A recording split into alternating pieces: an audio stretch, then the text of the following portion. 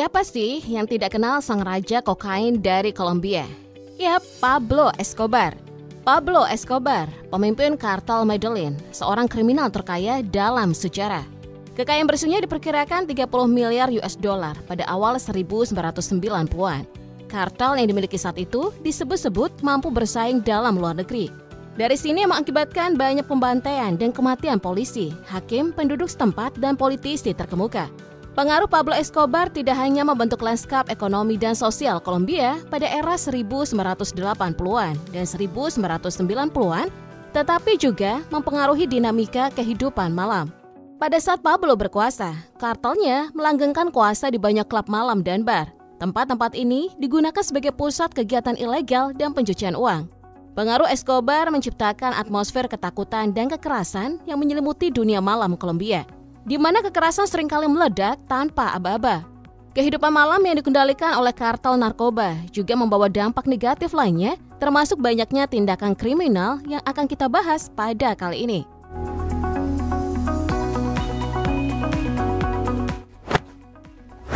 Kehidupan malam di Kolombia, khususnya di kota-kota besar seperti Medellin dan Bogota, seringkali memancarkan pesona dan gemerlap yang memukau. Dari klub-klub malam yang bergemuruh sampai bar-bar mewah yang menawarkan berbagai minuman khas, suasana malam Kolombia seakan tidak pernah tidur. Namun di balik gemerlap dan keseruan itu tersembunyi sisi gelap yang berhubungan dengan sejarah panjang negara ini. Meskipun Escobar telah lama tiada, bayang-bayangnya masih terasa kuat, mempengaruhi cara orang berpesta dan merayakan malam di Kolombia. Seiring pengaruh Pablo Escobar yang meluas secara global, Kolombia dikenal sebagai produsen kokain terkemuka di dunia selama bertahun-tahun.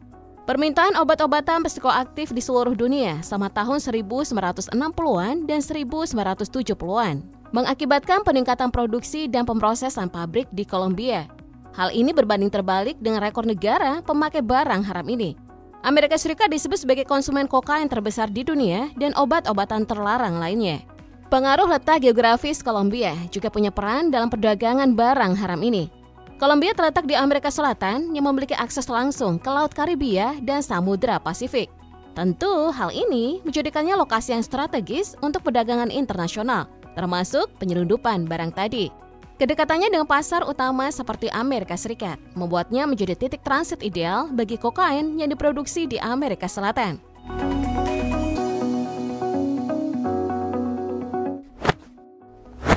Tak hanya banyak merugikan orang-orang yang terlibat, efek dari produksi kokain ternyata berimbas juga pada kerusakan lingkungan hingga efek pada pendidikan, kesehatan, dan ekonomi negara. Lingkungan sekitar menjadi rusak karena penebangan hutan yang disebabkan oleh pembukaan lahan untuk budidaya tanaman. Plus erosi tanah dan polusi kimia juga berdampak pada lahan di Kolombia. Isu ini semakin kompleks untuk dibenahi karena kekayaan dan kekuatan pengedar narkoba yang berkuasa secara penuh. Nah, untuk mendukung keberlangsungan pekerja di kebun, pihak kartel menyediakan pelacur untuk menopang karyawan mereka. Masifnya bisnis esek-esek ini didukung oleh kecantikan yang dimiliki wanita di Kolombia. Wanita Kolombia memiliki kecantikan yang eksotis dengan fitur wajah yang menarik dan tubuh yang dianggap ideal oleh banyak standar kecantikan internasional. Stereotip ini dieksploitasi oleh industri pariwisata seks untuk menarik pengunjung asing yang mencari pengalaman seksual eksotis. Sudah menjadi pemberitaan global jika Kolombia populer dengan wisata seksnya. Cukup wajar rasanya jika hal ini yang mengakibatkan pariwisata seks berkembang secara pesat di negara ini. Perdagangan seks benar-benar diizinkan beroperasi di sini. Dikabarkan bahwa beberapa agen perjalanan dan situs web secara terang-terangan memasarkan Kolombia sebagai tujuan wisata seks yang menekankan pada kecantikan wanita lokal sebagai daya tarik utama. Bahkan seringkali disertai dengan promosi paket wisata yang mencakup pelayanan pendampingan. Kota-kota seperti Cartagena, Medellin, dan Bogota dikenal sebagai pusat pariwisata seks. Di tempat-tempat ini, pengunjung dapat dengan mudah menemukan bar, klub malam, dan layanan pendampingan yang menawarkan pertemuan dengan wanita lokal.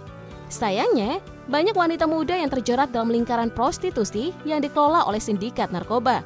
Kemudian terjebak dalam dunia yang penuh ancaman, ketakutan, dan ketidakpastian atas dirinya sendiri.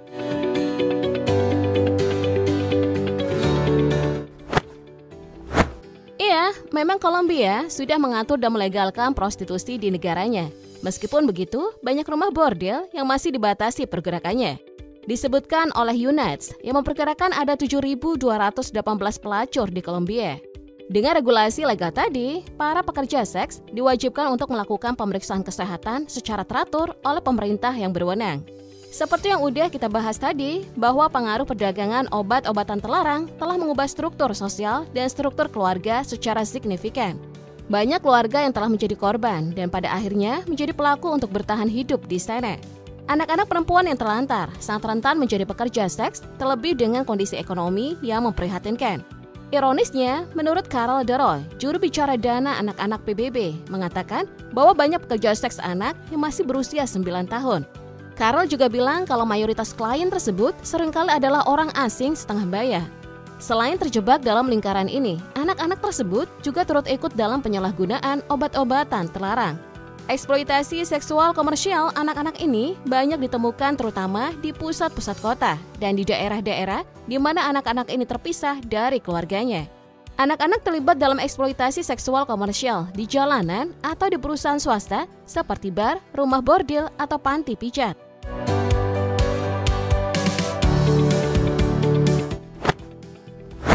Budaya kekerasan di Kolombia telah menciptakan perasaan takut dan pasrah di antara penduduk. Kekerasan telah menyebabkan prostitusi anak dan geng anak yang menambah situasi kekerasan yang memburuk. Cukup miris mengingat Kolombia adalah negara sumber utama bagi perempuan dan anak perempuan diperdagangkan ke Amerika Latin, Karibia, Eropa Barat, Asia, dan Amerika Utara, termasuk Amerika Serikat, untuk tujuan eksploitasi seksual komersial. Mereka juga diperdagangkan dari daerah pedesaan ke perkotaan untuk eksploitasi seksual komersial. Kekerasan bersenjata yang terus berlanjut di Kolombia telah membuat banyak komunitas mengungsi, membuat mereka rentan terhadap perdagangan manusia. Kelompok yang beresiko tinggi untuk perdagangan internal termasuk orang-orang terlantar, perempuan miskin di daerah pedesaan, dan kerabat anggota organisasi kriminal. Anggota geng dan jaringan kriminal terorganisir memaksa kerabat dan teman pengungsi yang biasanya perempuan dan anak-anak ke dalam situasi prostitusi paksa.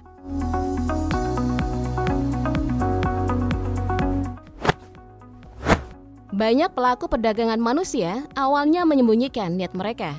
Para korban diiming-imingi pekerjaan dengan gaji tinggi. Pelaku seringkali menyamar sebagai agen modal, layanan broker pernikahan, menyediakan program studi di universitas, atau mengoperasikan penipuan lotre atau bingo dengan perjalanan gratis sebagai hadiah. Kejadian ini sering terjadi secara terus-menerus karena kekurangan informasi yang dimiliki oleh para korban dan akhirnya sudah terjebak di dalamnya. Baru-baru ini Wali Kota Medellin mengeluarkan kebijakan yang cukup mengejutkan. Pasalnya, Federico Gutierrez melarang prostitusi di beberapa lingkungan paling terkenal di kota itu selama 6 bulan. Hal ini dilakukan untuk menekan angka dan mencegah eksploitasi seksual terhadap anak-anak. Larangan ini akan diberlakukan di Provenza dan El Poblado, dua kawasan yang dipenuhi dengan bar dan klub malam yang sering dikunjungi oleh ribuan turis dari berbagai mancanegara. Kedua kawasan itu disebut-sebut sebagai lingkungan populer di kalangan pekerja seks yang berkeliaran di jalanan untuk mencari pelanggan internasional. Dilansir dari Yahoo News, Gutierrez mengatakan bahwa jaringan kriminal membawa anak di bawah umur ke distrik-distrik ini dan memaksa mereka menjadi pekerja seks.